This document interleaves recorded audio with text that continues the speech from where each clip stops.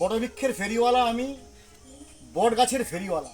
আমার কাজই ভারতের সব জায়গায় বটবৃক্ষ লাগিয়ে বেড়ানো।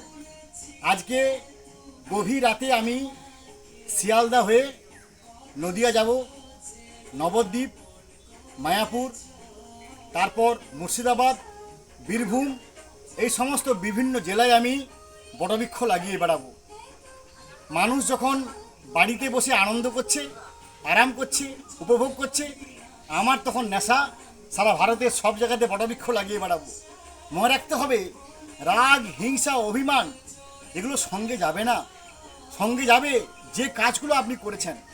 যখন আমরা জীবনে এসেছি, এই পৃথিবীতে এসেছি, একটা দাগ আমাদের রেখে যেতে হবে। কি করলাম এই পৃথিবীতে, প্রকৃতির জন্য আমি কি করেছি। কারণ সবসময় আমরা বলি প্রকৃতি আমাকে কি দিল, প্রকৃতি আমাকে কি দিল।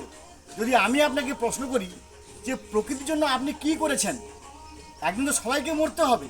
আসুন না, এই প্রকৃতিকে সবুজ করার ভার আমরা সবাই নেই। তাই বটবৃক্ষের ফেরিওয়ালা হয়ে আমি সমস্ত বটবৃক্ষ লাগিয়ে যাচ্ছি। আপনারা আমাকে আশীর্বাদ করুন যেন মৃত্যু না হওয়া পর্যন্ত আমি এইভাবে বটবৃক্ষ লাগিয়ে বেড়াতে পারি। ধন্যবাদ, নমস্কার।